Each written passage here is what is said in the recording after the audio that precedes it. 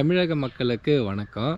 இந்திய நாட்டை அறிவியல் பாதையில் முன்னேற்ற வேண்டும் மற்றும் அறிவியல் மனப்பான்மையை வளர்க்க வேண்டும் என்று வலியுறுத்துவது இந்திய அரசியலமைப்பு சட்டத்தின் விதி எண் 51A. இந்த 51A கூறுவது என்னன்னு பார்த்தீங்கன்னா, அறிவியல் மனப்பான்மை, மனித நேயம், ஆராய்ச்சி மற்றும் சீர்திருத்த உணர்வு ஆகியவற்றை வளர்ப்பது நாட்டின் ஒவ்வொரு குடிமகனின் கடமையாகும். இதை ஏன் இப்போ வாசிக்கிறேன்னு பார்த்தீங்கன்னா, நான் லாஸ்ட் வீடியோவில் சொல்லியிருப்பேன். நம்ம அண்ணன் முதல்வர் விஜய் அண்ணனுக்கு ரொம்ப நெருக்கமாக இருக்கக்கூடியவர் திரு ராதன் பண்டிட். ஸோ இந்த பண்டிட்டுக்கு வந்துட்டு நம்ம விஜய் அண்ணா ஒரு அரசு பதவி கொடுக்குறாங்க. அதை எதிர்த்து எதிர்கட்சியினர் சட்டமன்றத்தில் பேசுகிறாங்க. தமிழ்மன் அன்சாரி முதற்கொண்டு எல்லாரும் இதை எதிர்க்கிறாங்க. ஏன் எதிர்க்கிறாங்கன்னா, திரு ராதன் பண்டிட் பார்த்தீங்கன்னா பேசிக்கலாக அவர் ஒரு ஜோதிடர். ஒரு ஜோதிடருக்கு நீங்கள் எப்படி அரசு பதவி கொடுத்தீங்க? ஏன்னா ஜோதிடம் பார்த்தீங்கன்னா அது ஒரு மூட நம்பிக்கை. அதை நாட்டை மூட நம்பிக்கையில் இட்டு செல்றதுக்கான வழியாக அமைஞ்சிடும். அப்போது ஜோதிடம் சொன்னால் நமக்கு அரசு பதவி கிடைக்கும் அப்படிங்கிற எண்ணம் தமிழ்நாடு இளைஞர்கள் மனதில் பதிஞ்சிடும். அதோடு கூட ஜோதிடம் உண்மை, ஜோதிடத்தில் சொல்கிறதெல்லாம் உண்மை அப்படிங்கிறது போல் ஆகிடும் அப்படின்னு எதிர்கட்சியை சார்ந்த தமிழ்மன் அன்சாரி முதற்கொண்டு எல்லாருமே விளக்கமாக பேசியிருந்தாங்க. அதை பற்றி நான் அப்போவே ஒரு வீடியோ போட்டிருந்தேன். சரி, இப்போ என்ன ஆச்சு, ஏன் பேசிகிட்டு இருக்க அப்படின்னு நீங்கள் பார்த்தீங்கன்னா, சமீபத்தில் கலாட்டாவில் ஒரு நிகழ்ச்சி பார்த்தேன். அதில் திரு ராதன் பண்டிட்டுக்கு ஒரு விருது கொடுக்குறாங்க. என்ன விருதுனா, அஸ்ட்ராலஜி மற்றும் சோஷியல் வெல்ஃபேர், அதுக்கான சிறப்பு விருது கொடுத்து கௌரவிக்கிறாங்க. கௌரவிச்சு என்ன சொல்கிறாங்க, அந்த விருதை கொடுத்ததே இன்னொரு ஜோதிடர் தான். ஸோ 2 பேரும் மேடையில் பேசிக்கிறாங்க. இதில் எனக்கு என்ன பிரச்சனை அப்படின்னு பார்த்தீங்கன்னா, எதிர்கட்சியை சார்ந்த நம்மளோட சட்டமன்ற உறுப்பினர்கள் இது போல் மூட நம்பிக்கையை வளர்க்குறது போல் தமிழக அரசு செயல்படக்கூடாதுன்னு அந்த அரசு பதவியையே திரும்ப வாபஸ் பெற வச்சுட்டாங்க. நம்மளுடைய விஜய் அண்ணாவும் அதை உணர்ந்து உடனடியாக அதை அவங்க திருத்திக்கிட்டாங்க. அது வரவேற்கத்தக்க விஷயம். நான் அந்த வீடியோவில் பேசியிருப்பேன். நம்மளுடைய விஜய் அண்ணா தவறு நடந்துச்சுன்னா அதை திருத்திக்கிறதுக்கு பார்க்குறாங்க, தவறு நடக்கக்கூடாதுன்னு நினைக்கிறாங்க, நல்ல முதலமைச்சராக இருக்காங்கன்னு சொல்லிட்டு அதுலேயும் நான் பேசியிருப்பேன். அப்படி இருக்கக்குள்ள நம்மளோட கலாட்டா சேனல் என்ன பண்ணுறாங்க, இவங்களுக்கு ஒரு விருது கொடுத்து கௌரவிக்கிறாங்க. அப்போது இது எதை கௌரவிக்கிற விதமாக இருக்குன்னா, ஜோதிடத்தை கௌரவிக்கிற விதமாக இருக்குது. ஸோ ஜோதிடம் ஒரு அறிவியல் பூர்வமான சிந்தனையாக இருந்தாக்கா அதில் எனக்கு எந்த பிரச்சனையும் இல்லை. ஜோதிடம் முற்றிலும் ஒரு மூட நம்பிக்கையாக இருக்குது.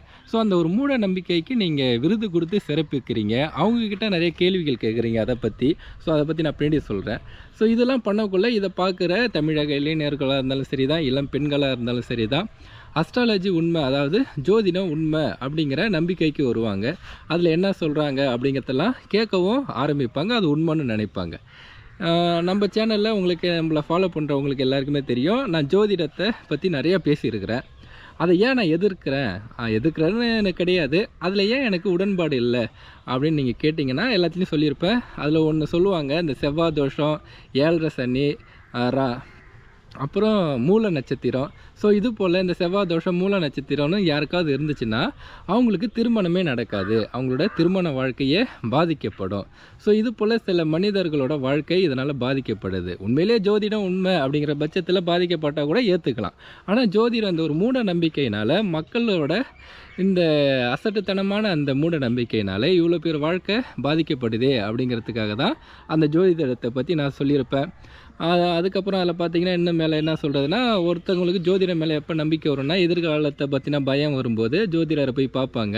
அவங்க ஒரு 4 ஆறுதல் வார்த்தை, 4 நல்ல வார்த்தை சொல்லி அப்படி அனுப்பிவிட்டால் கூட பிரச்சனை கிடையாது. ஆனால் அதில் இந்த செவ்வாய் தோஷம், மூல நட்சத்திரம்னு சொல்லிட்டு இது போல் நிறைய கருத்துக்கள் சொல்கிறது தனிப்பட்ட மனிதர்களோட வாழ்க்கையை பாதிக்கும் விதமாக அமையுது. அதில் பாதிக்கப்பட்ட மனிதர்களை பற்றிலாம் பேசியிருப்பேன். நான் விரிவாக பேச விரும்பலாம், நம்ம சேனல்லே இருக்குது அது நிறையா. ஸோ கொஞ்சமாக சொல்லிக்கிறேன். ஸோ இதனால தான் நான் ஜோதிடத்தில் எனக்கு உடன்பாடு இல்லை, அதுக்கு எப்படி ஒரு விருது கொடுத்து கௌரவிக்கலாம் அப்படிங்கிறதுக்காக தான் இப்போ நான் பேசிகிட்டு இருக்கிறது. அதில் பார்த்திங்கன்னா இன்னும் நிறைய கேள்விலாம் கேட்டாங்க அந்த ஆங்கர்ஸு. அதில் நம்ம விஜய் அண்ணா பார்த்திங்கன்னா கையில் சிகப்பு கலர் கயிறு கட்டியிருப்பாங்க. ஸோ விஜய் அண்ணா ஏன் அதை கட்டியிருக்காங்கன்னு ராதன் பண்டிட்ட கேட்கக்குள்ள அவங்க சொல்கிறாங்க, ஒவ்வொரு கிரகத்துக்கும் ஒரு கடவுள் இருக்காராம். அது போல் செவ்வாய் கிரகத்துக்கு ஒரு கடவுள் இருக்கிறாரு. அவரோட கலர் பார்த்திங்கன்னா சிகப்பு கலரு, அது வெற்றியின் கலரு. அதாவது செவ்வாய் கிரகத்துக்கு ஒரு கடவுளை சொல்லிவிட்டு அது வெற்றியின் கலரு, அதை நினைவாக நம்ம கட்டணுன்னாக்கா நமக்கு எடுத்த காரியங்கள் எல்லாமே வெற்றி தான் அடையும் அப்படின்னு சொல்லவும் அந்த ஆங்கர்ஸ் சொல்கிறாங்க, எல்லோரும் சிவப்பு கலர் கயிறு கட்டிக்கிங்க இதுக்கப்புறம் வாங்கி அப்படின்னு சொல்கிறாங்க. அப்புறம் உடனே அவர் சொல்கிறாரு, நீங்கள் வெறுமனே கயிறு கட்டினா மட்டும் போதாது, அதை ரொம்ப பக்தியோடு கட்டணும் அப்படிங்கிறது போலலாம் சொல்லுவாங்க. போல் இந்த கிரகத்துக்கெல்லாம் அவர் ஒரு கடவுள்னு சொல்லி அதுக்காக அந்த சிவப்பு கலர் கயிறு கட்டியிருக்காருங்க.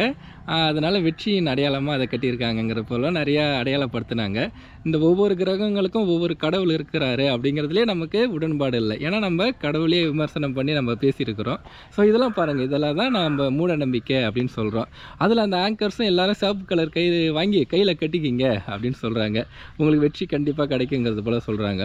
ஸோ வெற்றி எப்படி கிடைக்கும்? கால சூழ்நிலைக்கு ஏற்றது போல் நம்ம செயல்பட்டோன்னா கண்டிப்பாக நமக்கு வெற்றி நிச்சயமாக கிடைக்கும். நம்ம விஜய் என்ன வெற்றி பெற்றதுக்கான காரணம் சிகப்பு கலர் கயிறு கட்டினதுனால இல்லை. இப்போதைக்கு கால சூழ்நிலை தமிழகத்தில் கண்டிப்பாக ஒரு மாற்றம் வேணும் அப்படிங்கிற சூழ்நிலை இருந்துச்சு. ஏன்னா போன ஆட்சியில் நடந்த அந்த அராஜக முறையினால். ஏன்னா போன ஆட்சியில் மக்களுக்கு ரொம்ப வெறுப்பாக இருந்துச்சு. தமிழகத்தில் எங்கேயுமே பாதுகாப்பு இல்லை, ஒரு பயத்தோடைய மக்கள் வாழ்ந்துட்டு இருக்கிறாங்க. ஊழலும் பெருகி போயிருந்தது. யாருமே சட்டத்தை மதிக்கிறது இல்லை. அதிகமாக பணம் வைக்கிறவங்க எது வேணாலும் செய்யலாம் அப்படிங்கிற நிலை இருந்துச்சு. ஸோ இதனால் மக்களுக்கு ரொம்ப வெறுப்பாக இருந்துச்சு. கரெக்டாக அந்த சமயத்தில் நம்மளோட விஜய் அண்ணா வந்ததுனால மக்களும் மாற்றத்தை விரும்பினாங்க. அதுக்கேற்றது போல் விஜய் அண்ணா பார்த்திங்கன்னா அவர் தனிப்பட்ட வாழ்க்கையிலையும் சரி தான், அவர் திரைத்துறையிலையும் சரி தான், அவருக்குன்னு ஒரு நல்ல பேர் இருந்துக்கிட்டே இருக்குது. அவரும் மக்களுக்கு சேவை செய்யணும் அப்படிங்கிற நோக்கத்திலே இருந்துகிட்டு இருக்கிறதுனால எல்லாமே மேட்ச் ஆகி போய் விஜய் அண்ணாவோட வெற்றி அபாரமான வெற்றியாக இந்த தேர்தலில் அமைஞ்சிச்சு. ஸோ நான் ஒரு அறிவியலாளராக இப்படி தான் பார்க்குறேன். அவர் சிகப்பு கலர் கயிறு கட்டினதால வெற்றி பெற்றார் அப்படின்லாம் நான் பார்க்கல. ஸோ இது போல் சிவப்பு கலர் கயிறு கட்டினா எல்லோரும் வெற்றி அடையலாம் அப்படிங்கிறது கொஞ்சம் ஏற்றுக்க முடியாது. ஸோ இதனால தான் சொல்கிறேன், இந்த மாரி ஜோதிடம்லாம் மூட நம்பிக்கை அப்படிங்கிறதுக்கான காரணம் இதுதான். நம்ம வெற்றி அடையணும்னா கால சூழ்நிலைக்கு ஏற்றது போல் நம்ம சிந்தித்து அதுக்கான முயற்சி எடுத்து உழைச்சாலே நம்ம வெற்றி அடையலாம். இந்த சிவப்பு கலர் கயிறு கட்டினா தான் வெற்றி அடைவோம் அப்படிங்கிறதுலாம் கிடையாது. அப்புறம் இன்னும் நிறைய கேள்வி கேட்குறாங்க அந்த ஆங்கர்ஸு. சரி, இந்த வருடம் கால சூழ்நிலைகள் எப்படி இருக்கும்? ஏதாவது பெரிய ஆபத்து, இயற்கை பேரிடர்லாம் வருமா அப்படின்னு கேட்குறாங்க. அதெல்லாம் வரதுக்கு வாய்ப்பு இருக்குது, பேரிடர் வரும் அப்படின்னு நம்ம சும்மா காமனாக நமக்கு சிந்தனையில் என்ன ஓடும், அந்த சிந்தனையை தான் ராதன் பண்டிட் அவர்களும் பகிர்ந்துக்கிட்டாங்க.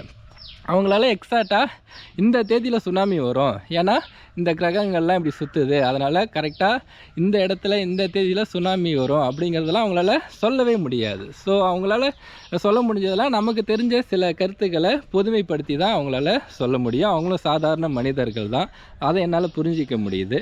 அவங்களுக்கு இந்த விருது கொடுத்ததில் எனக்கு என்ன கஷ்டம்னா, ஜோதிடத்தை தூக்கி நிறுத்துறது போல் இந்த விருது இருக்கே அப்படிங்கிறது எனக்கு கொஞ்சம் கஷ்டமாக இருந்துச்சு. மற்றபடி அவர் இந்த சோஷியல் வெல்ஃபேர் விஜய் அண்ணா கூட பயணித்தது, அவருக்கு அறிவுரை வழங்கினதெல்லாம் சொன்னாங்க, அது கூட கொஞ்சம் ஏற்றுக்கிறது போல தான் இருந்துச்சு.